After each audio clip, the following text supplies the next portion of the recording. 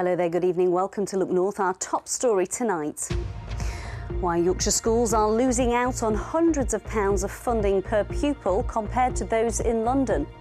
These children in the north, they're just as capable of succeeding and flying high as children elsewhere in the country, but they've got a greater mountain to climb and they need more support to do it. Also on the programme tonight, job losses for more than 2,000 people in our region as Wilco disappears from our high streets. A fake financial advisor from West Yorkshire is jailed for fraud after taking nearly £1 million from victims. And a blind Yorkshireman takes on a 110-mile walk to raise money for guide dogs. The heat wave has come to an end. We did, though, reach 30 degrees in Yorkshire over the weekend, and we had plenty of thunderstorms, something much fresher for the rest of this week. I'll be back later in the programme.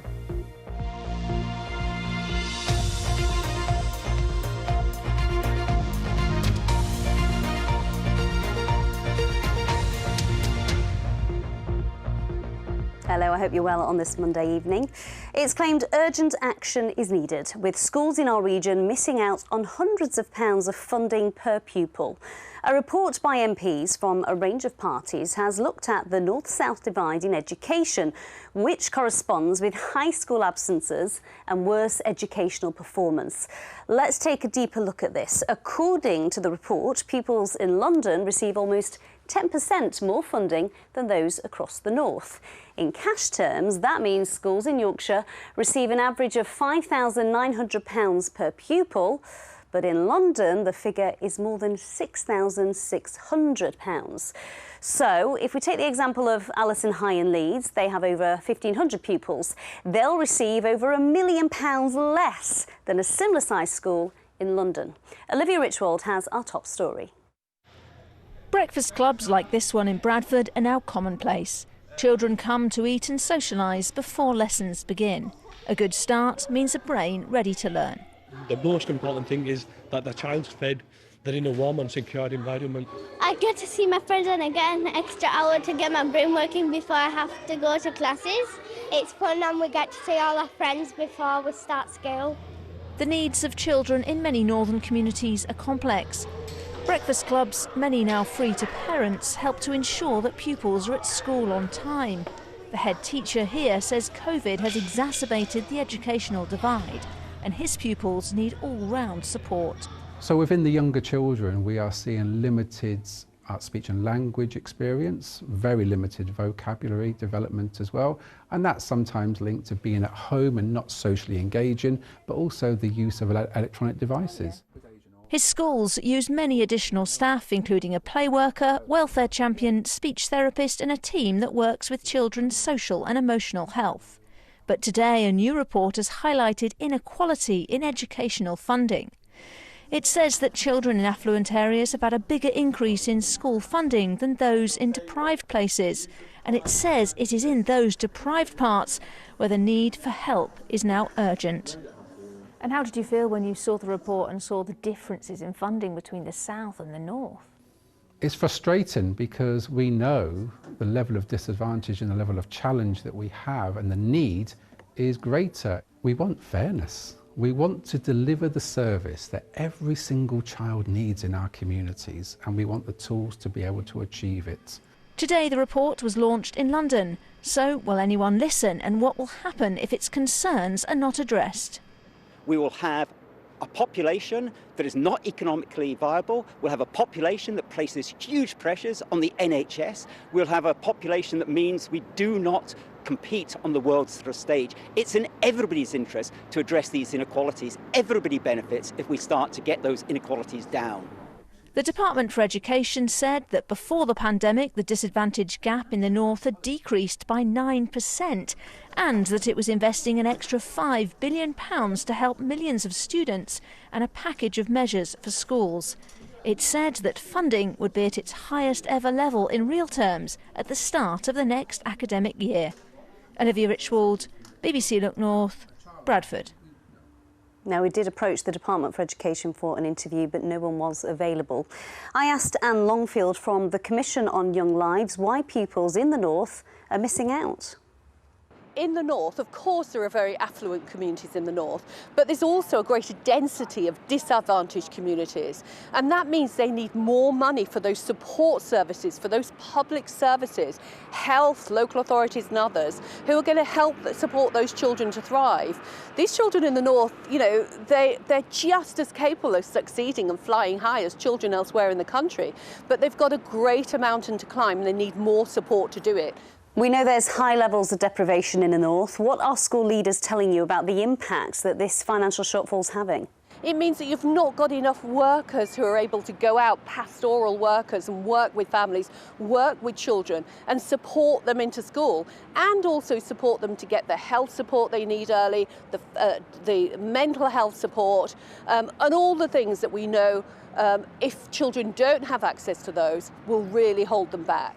Many schools are already going beyond teaching to open breakfast clubs. Some even have food banks. Are they doing the job that the government should be doing?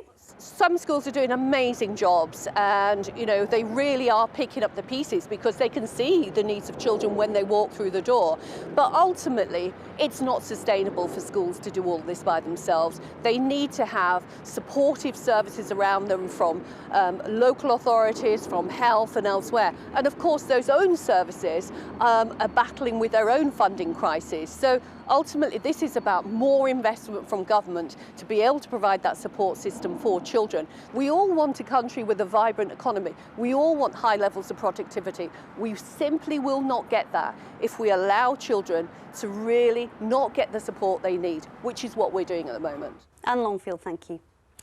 Next night, the retail chain Wilco, which is based in Worksop, will disappear from UK high streets. It's after a rescue bid by the owners of HMV fell through. Last week, 500 job losses were announced at the distribution centre and head office in the town.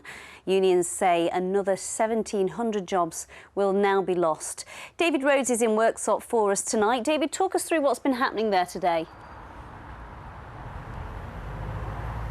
Yes, Amy, 2,000 jobs are connected with the headquarters of Wilco's here in Worksop. This is one of the biggest employees in this part of our region. Now, because of the collapse of this rescue deal in the past 24 hours, everyone connected with this company will lose their jobs in the coming weeks. That means 400 stores are going to close across the UK. That has left shoppers in Worksop today dismayed. I think it's appalling. I think somebody should have stepped in and bought it. People need shops like this.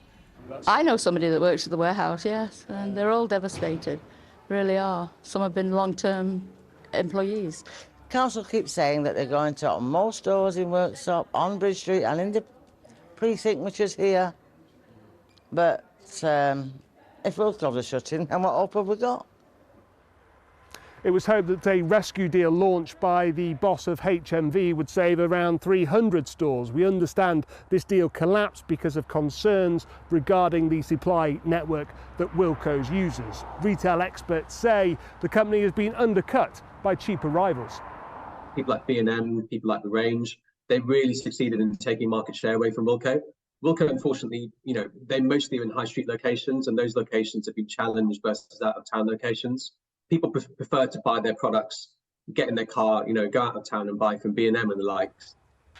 David, this is affecting 2,000 people in our region. What support is there for them?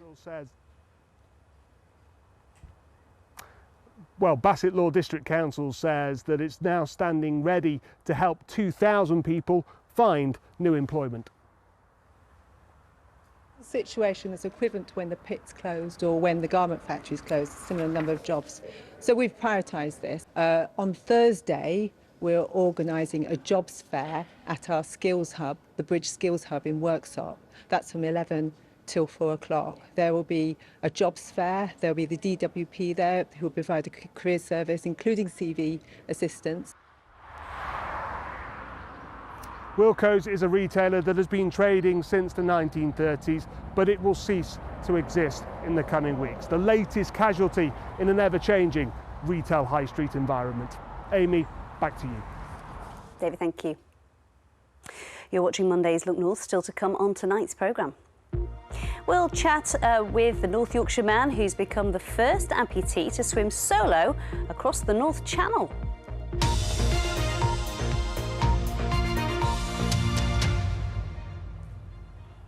But before that, a fake financial advisor from West Yorkshire has been jailed for 5 years for defrauding 9 people of a total of nearly £1 million.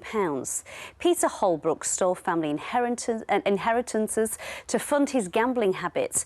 He admitted his actions were disgraceful. The judge said he caused deep anxiety and hurt. In an exclusive BBC interview, the son of one victim has warned others to check who they're dealing with. Tom Ingle was at Bradford Crown Court. Peter Holbrook carefully selected and befriended his victims. The court heard they were vulnerable, either because of their age or their personal circumstances in life. He said he would write their wills for them or manage investments, but the truth was he had no financial qualifications at all. And once he had access to their money, he would use it to fund his own gambling lifestyle. Those deceptions continued for a decade, involving faked letters from banks, fraudulent passbooks, and when families became suspicious and asked for their money back, he would find new victims, defraud them, and use that money to repay the people he'd originally conned. He's pleaded guilty to 7 offences of fraud involving 9 people and a total amount of £850,000. One woman, who was in her 80s when she originally met Holbrook, lost almost £400,000. Unfortunately, she died before seeing him sentenced today, but her son spoke to me after the court proceedings.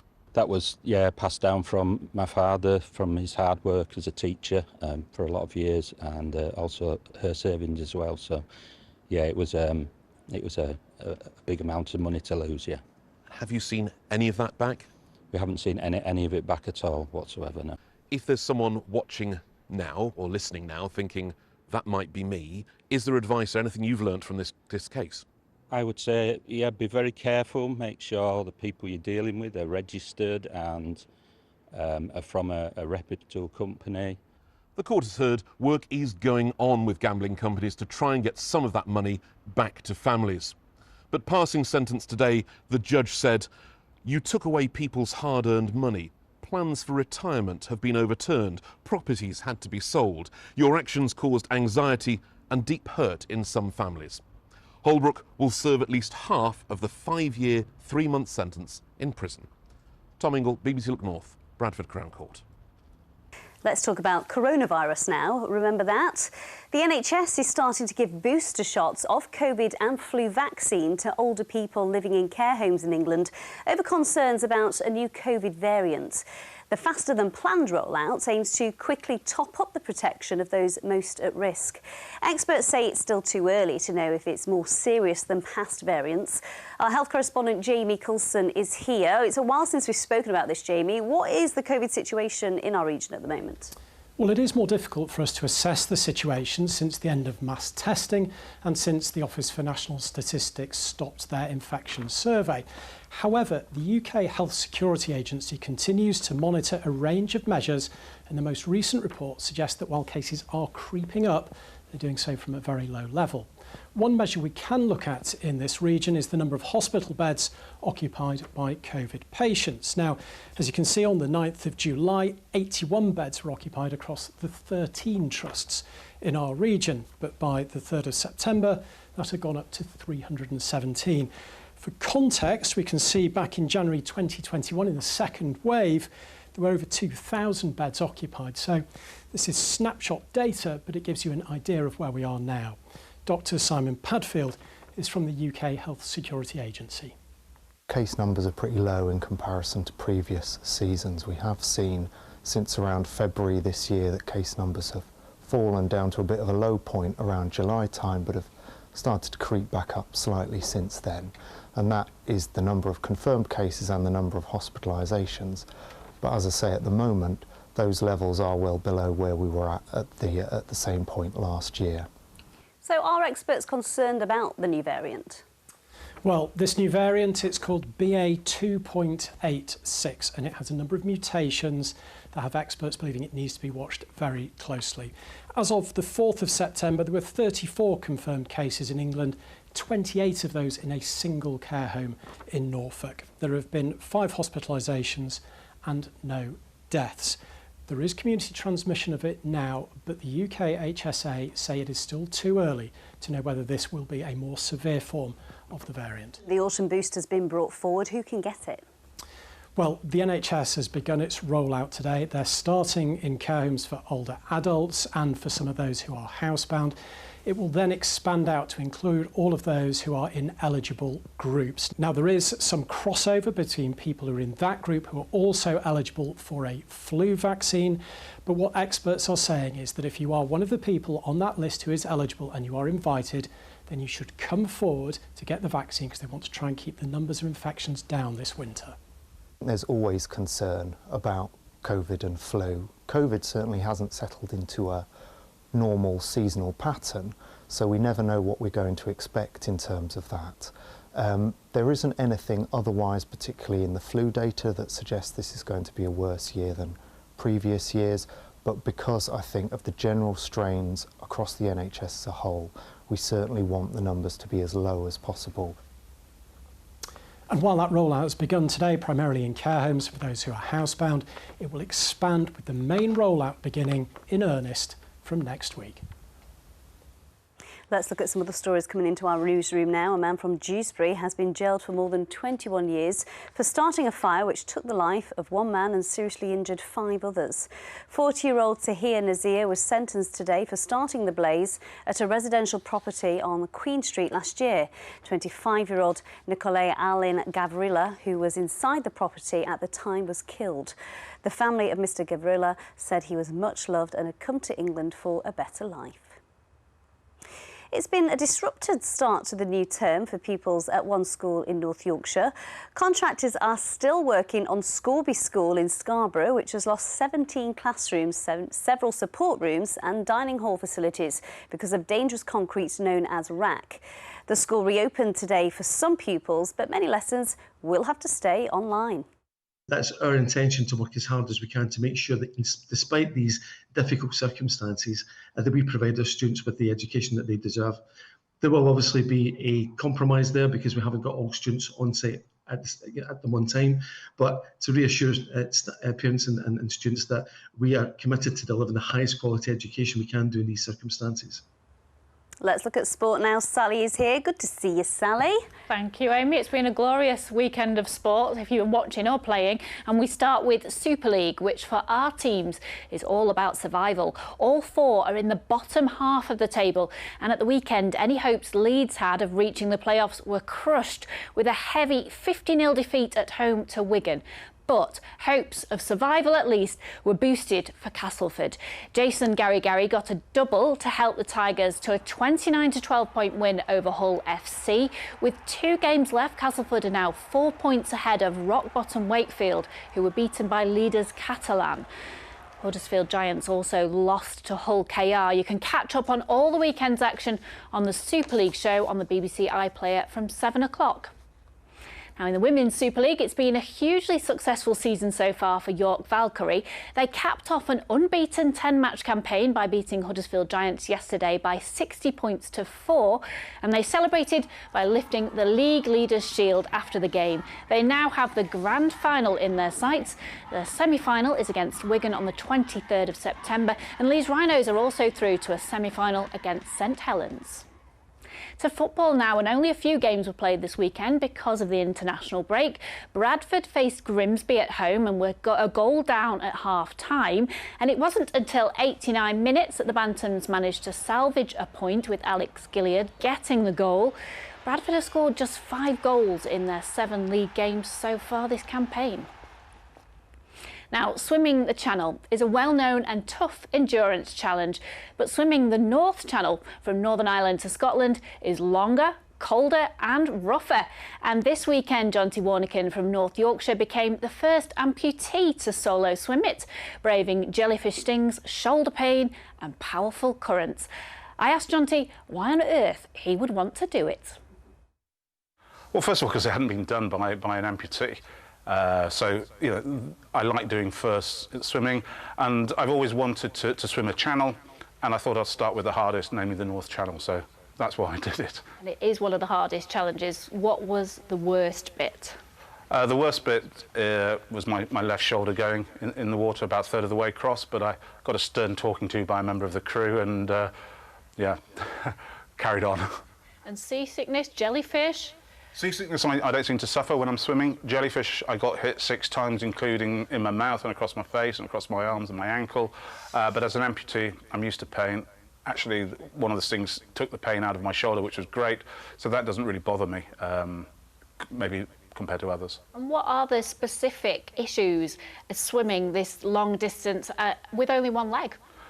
It's, you know, as an amputee yourself, you understand that your body is meant to be balanced, and mine is unbalanced in the water, and certainly when there's currents and there's wakes and waves, I get banged around a lot because I can't compensate or rotate back because I'm missing my leg.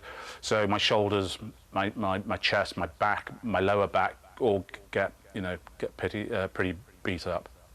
And how did you train for this? You're an ice swimmer. That must have helped.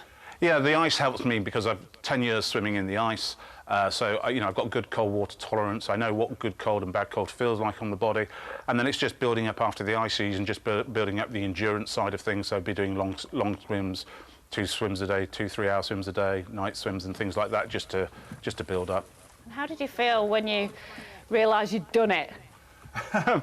Well, I realised I'd done it, but I was in such a precocious part of the world. I was right next to the cliff face in Scotland. The sea was chucking me around. It was pitch black. So I was more worried about self-preservation and getting back to the boat than having any emotion of, this is what, I've just done what I've been building up to for the last year. And this is you on the way back. You were obviously very tired. Yeah, it's a long day. It's a long day in the ocean. Yeah, A long day in the ocean, and an incredible achievement. Congratulations. Thank you very much. And one more piece of success from the water to bring you as well. A gold for Yorkshire's Georgina Brayshaw at the World Rowing Championships. Up towards the finish line. It was a really close finish between Great Britain and the Netherlands in the women's quadruple sculls.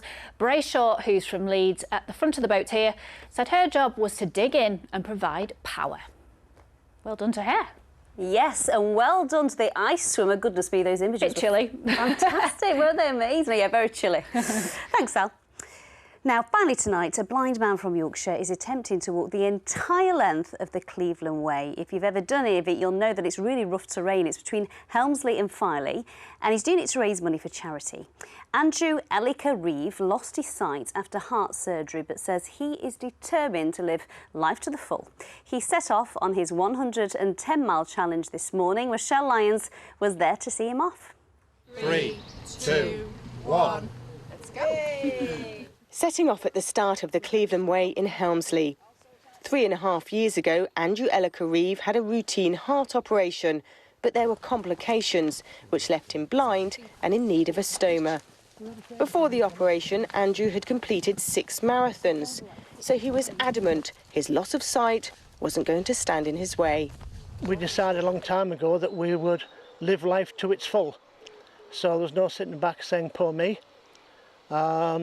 And as time went on, I realised I didn't need a guide dog, but lots and lots of people do. So we devote most of our time raising money for them.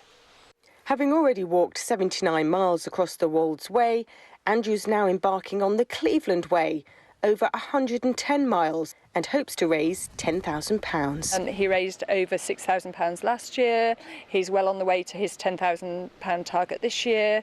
The money he has raised will actually fund a working guide dog for over 5 years now. Volunteer guides are helping Andrew along the route. They lead him with a wristband and look out for any obstacles. Yeah, there's a drain, hang on. Because it is really good fun. It's really good company. You get to meet a few other people, see our lovely countryside. You're raising money for a really good cause. Having survived sepsis 3 times, the last time only 3 months ago, Andrew is starting to feel the strain. So how's it going so far then, Andrew? It's going a little tougher than I'd hoped, but probably no worse than I expected. Guides have been absolutely brilliant, but I am pretty tired already, and I expect tomorrow I'll wake up bushy-tailed with the worst bit behind me. Andrew's receiving a lot of support along the route, as well as a lot of admiration. Amazing. It's difficult enough for us that aren't blind. Thumbs up to him. Great effort, huge effort. I think it's fantastic what he's doing. Definitely an inspiration to all those with any kind of impairment. Andrew's enthusiasm and sheer determination spurs him on. With 100 miles still to go, time to meet many more supporters along the way. Michelle Lyons, BBC Look North. Best of luck with that walk. I bet he's pleased for much cooler weather today. Keely, I don't like to moan that it's too hot because I'm always thankful for sunshine, but blooming heck, night times were a struggle, weren't they? Absolutely. We got up to 30.5 degrees on Saturday in Sheffield. That was our hot spot for the week. You will be pleased to know that it is going to be much fresher this week. It was also rather lively. Just take a look at some of these pictures that have been coming in. We had loads of thunderstorms over the weekend. In fact, across the UK, we had 15,000 lightning strikes over the weekend, and the vast majority of them were either in the north of the UK or in Lincolnshire. We can have a look at our second picture.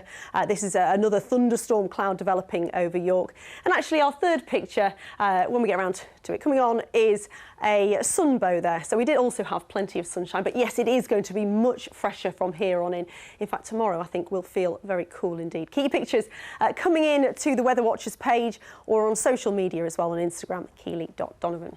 So yes, temperatures back to average for the rest of the week, except for tomorrow when it will feel really rather chilly, and that's because we've got a lot of cloud around. We've also got a cold front which is slowly going to spread southwards overnight tonight, and it'll still be with us for some of tomorrow as well. So there it is, clearing away on the pressure chart. A ridge of high pressure actually for Wednesday, so it looks dry and fine with some sunshine, but then unsettled again with further bands of rain, areas of low pressure working their way in from the Atlantic through the back end of the week.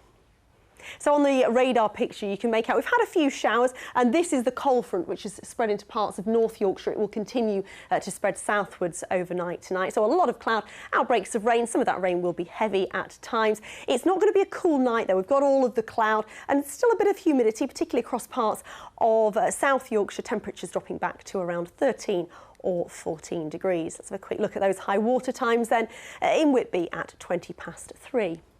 So we'll start the day tomorrow with a lot of cloud. We'll still have this band of rain. It will only very slowly sink away southwards, leaving behind a lot of cloud, some damp conditions through the day. We'll have to wait until much later on in the afternoon to start to see some brighter skies, some sunshine working their way into parts of North Yorkshire. But temperatures are very suppressed. If you didn't like the heat, maybe this is a bit more your kind of thing. 16 or 17 degrees. 17 is 63 Fahrenheit. On Wednesday, a ridge of high pressure. Dry and fine, with temperatures locally perhaps getting up to around 19 or 20 degrees. Maybe you prefer that. I actually prefer it hotter. Oh, you know pleasing you, isn't it? I know, I'm never happy. Typical Yorkshireman. That's it from us. Hannah is here with your late news tonight. Bye-bye.